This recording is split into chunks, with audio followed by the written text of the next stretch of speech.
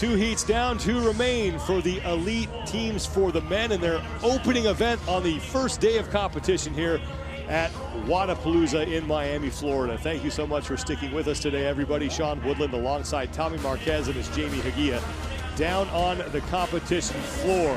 Event 1 is flipped off. It is presented by CBDMD. 3 5-minute rounds of those heavy double unders, the GHDs without a med ball, and then the flip sled. Yeah, for the men, there won't be a penalty for not finishing the buy-in this portion, so a little bit different strategy than we saw with the women this particular round, but order still definitely matters. 10 teams in this third of 4 heats. In lane number 5, right in the middle of the floor, 2.5 men. Love it. The crew from Ireland made their trip across the Atlantic. They're represented by the last 3 Irish national champions, P.D. Savage, Sam Stewart, and Mickey Smith, who finished 26th at the games back in 2019. So impressive performance from these Irishmen, and it's nice to see them as a team here representing.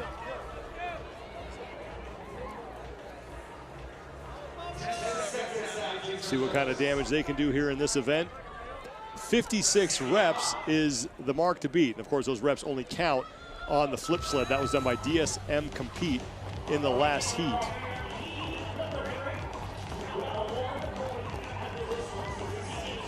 We're going to set the bar high here. 56 flips. The score to beat. 100 heavy double unders. And if you've been watching the early heats, the rule that we had with the women has changed. The female teams were penalized if you didn't complete all the buy-in work. If all 3 of your athletes didn't get through, you had to sit out the next round. That is not the case here with the men. And so that changes the strategy a little bit.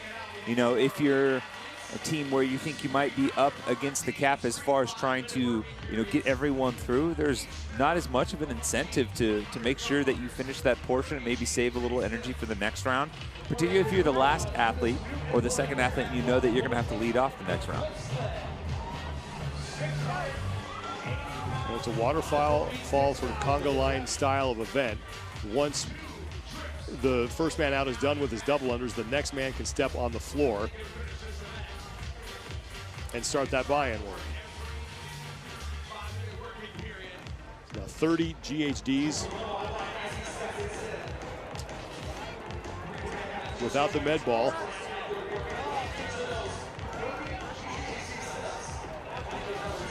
Now there are 2 teams named 2.5 men in the field here. And I believe the one on the floor right now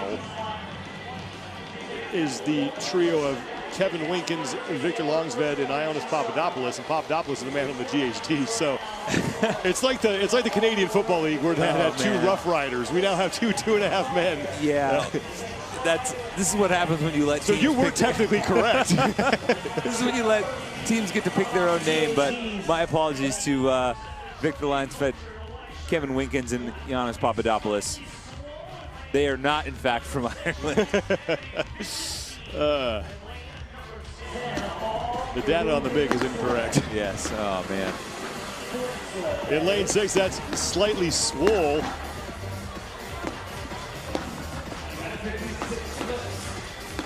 And that is Jacob Pfaff, who is on the flips along with Papadopoulos on the left side. And the weight on the flip sled has gone up.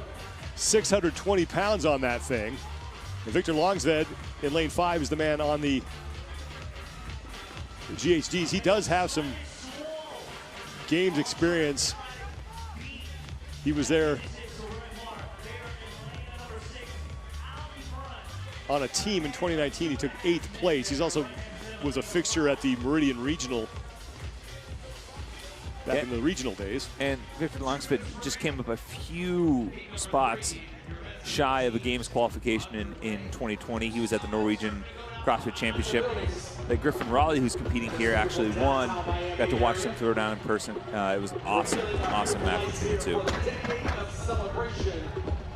Glad we're always a fun venue here at Wodapalooza. 56 reps on the flip sled is the top score that we have seen, as we are now 90 seconds away from closing out the opening 5-minute round here. Third of 4 heats that will take place for the opening event for the elite teams. The Slightly Swole is in the lead. You can see Jacob Pfaff, member of the U.S. Army Warrior Fitness team, making quick work of the flip sled. He is one strong man.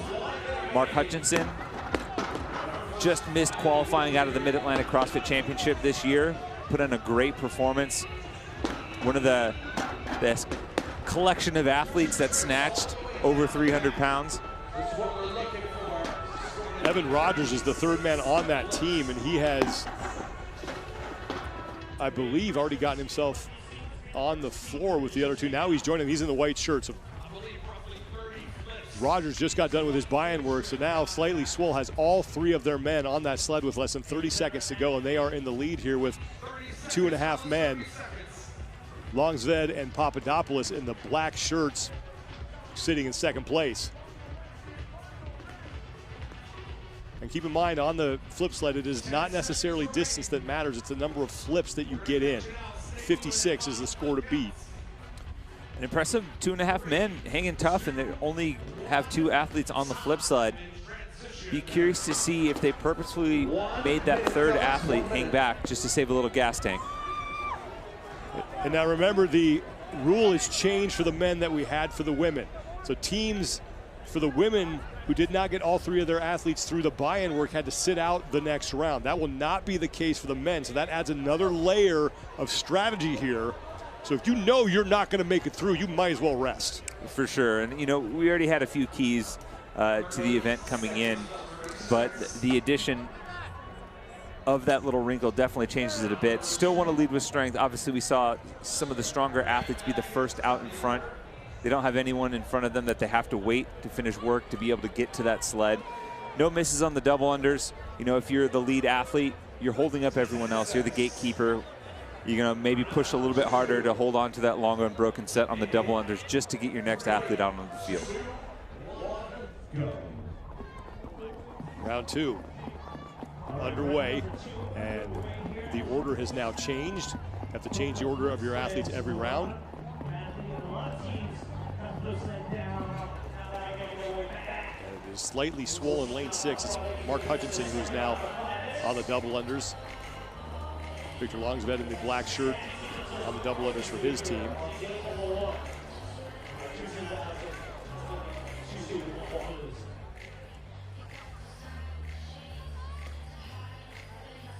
Longsved taking a break. 100 reps they have to complete here, and then it's 30 on the GHDs. Really curious to see what kind of pace Kevin Winkins from 2.5 men is able to put on just behind Longsved here, particularly in the third round as well, because he didn't make it to the flip sled. It looks like they held him back. You can even see he looks calm, cool, collected, like he's saving some in the tank. It's part of this new strategy. Invictus in lane number 10, the first team onto the GHDs here in round number 2. And now you have Training Culture in lane 7. Train Like Fight in lane 3. Sam Sorelliman in lane 4. And it looks like Don't Be a Square down in lane 1. Have to get another look at that. They are also on the GHDs, and now CrossFit Resurrection in lane 2. They're also on to the GHDs. As you take a look at the teams that led after round 1, 2.5 men on the left, Victor Longsved on the GHDs, and Mark Hutchinson on the right for Slightly Swole. Mark Hutchinson took a long time to get through those double unders. You know, thankfully they don't have the penalty in place, but even still, they were only just 1 rep or so ahead of 2.5 men. So Longsved's able to hold on to his clip here on the GHD sit-ups. He's going to get an opportunity to maybe pull into the lead.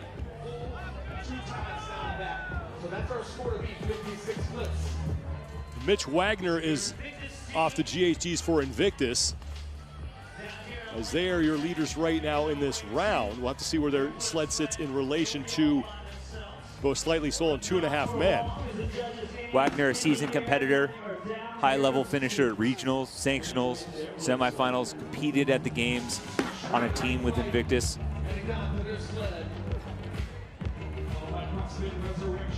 Probably one of the stronger athletes on the team, and interesting that they saved him for second so he could lead here and, you know, flex a little bit of that capacity and get out in front of the round. Now Mitch Wagner has put Invictus in front. You can see the two sleds on the right side of your screen. Those belong to both 2.5 men and Slightly Swole. They were your leaders after round one, and now Victor Longsved is getting to work on the sled flips.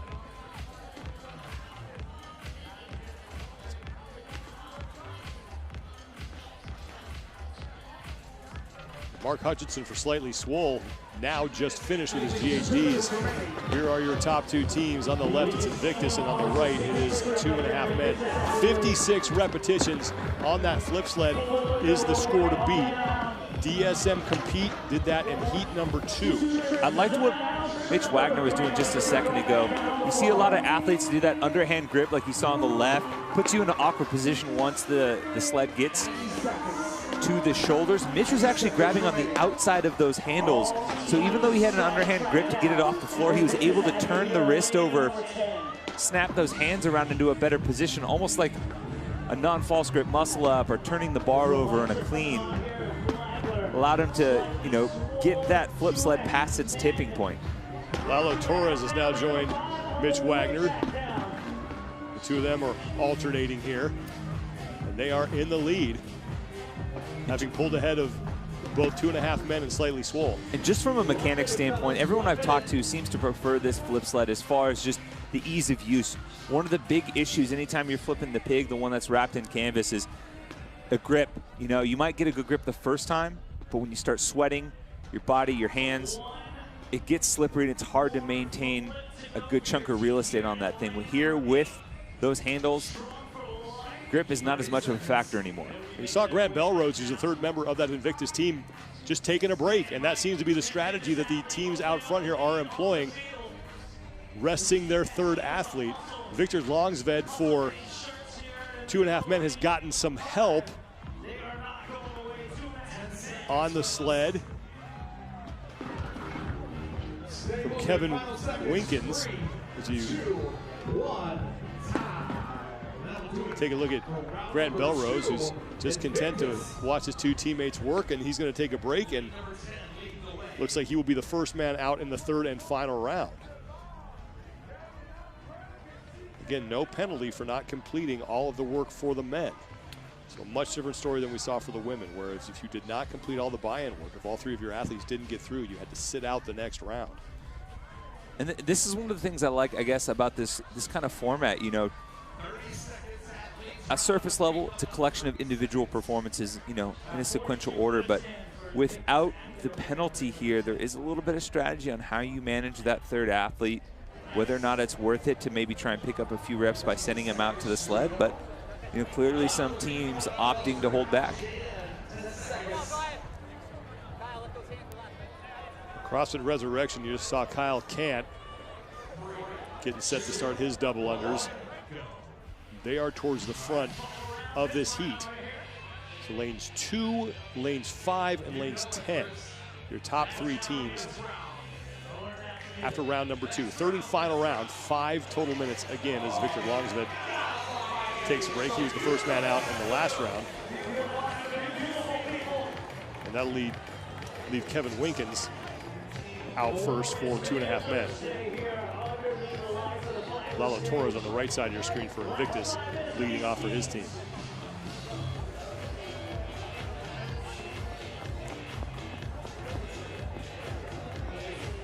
You can see just the jump height from these athletes a lot higher than you're used to seeing for the typical double underweight. That's just a byproduct of that heavy rope taking more effort and more time to get around each revolution. So the two factors are rope speed, jump height.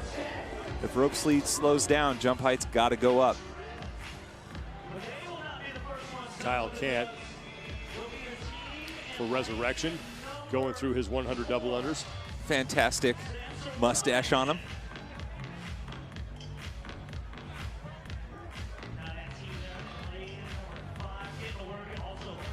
Kevin Winkins for 2.5 men is onto his GHDs. He's in the middle of your screen in the black shirt and those light brown shorts. They were fighting with Slightly Swole after round 1, but Slightly Swole fell back in round 2. Invictus took the lead, and then CrossFit Resurrection also moved towards the front. Lane 9, red shirt here, ADM Wolfpack holding up a good clip on these GHD sit-ups. He was doing about 3 to 2 compared to the rest of the competitors, so maybe making a push here. Kyle Kant for CrossFit Resurrection. Onto the GHDs.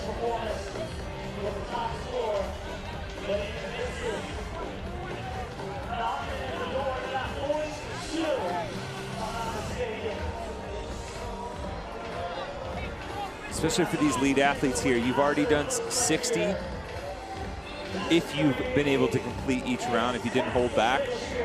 It's not the hip flexors, midline starting to get on fire, and then you know you're gonna have to use that a little bit in order to get that flip sled from the knee area up to the shoulder to fire that hip, drive into that sled.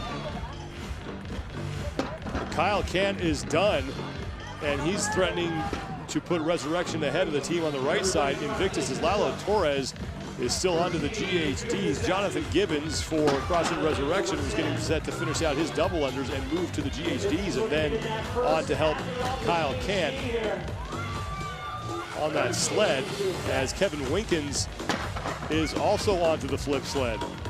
He is in the middle of your screen.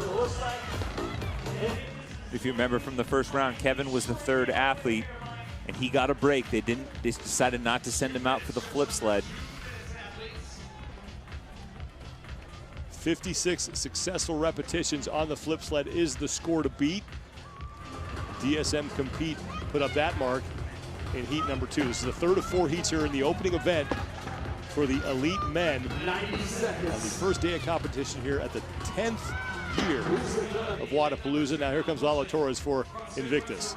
You see Kyle Kant just a second ago really struggling with that. You start to segment out the different portions of this sled flip instead of getting it to the knee, driving into the sled, driving that knee up and forward to help prop it up, and then firing the hip to get it up into the shoulder. You see him pausing at each section, and it really kills your momentum. Meanwhile, in the right side of your screen, you just saw it. It was Ioannis Papadopoulos. Both he and Kevin Winkins for 2.5 men are working together.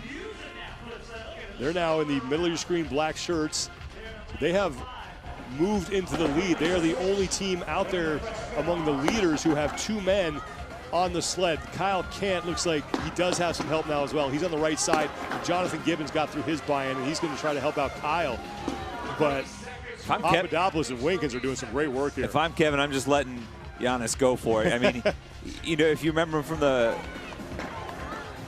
qualifying stages this past year, Papadopoulos has a deadlift, you know, in the 600-pound range. So he's not going to have any problem, you know, getting that sled off of the ground and being able to, you know, get it up into that tipping point as a taller athlete too. The final seconds here for 2.5 men as Victor Longsved looks on, and Papadopoulos looks like he's going to get credit for that last rev, and now we'll see if they did enough to overtake DSM Compete, who had the score to beat at 56 total repetitions. But an impressive effort from those two, Kevin Winkins and Ioannis Papadopoulos there in the final round. Victor Longsved did good work there in round number 1.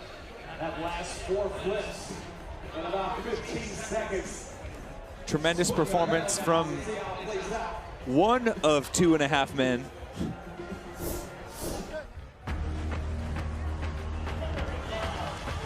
So early on we saw, you know, athletes, the stronger athletes get out in front while you're fresh. We saw Papadopoulos, we saw Jacob Pfaff put some solid work into the flip sled, but then as we got into the second round, strategy started to play a factor. Which athletes you send out, do you rest them? You know, what's your order look like? And in the end, 2.5 men started strong, finished strong, and they were able to put up the top time with the top score we've seen so far. Kevin Winkins did a nice job of running the opening leg there of that final round, and then he got a lot of help from Papadopoulos.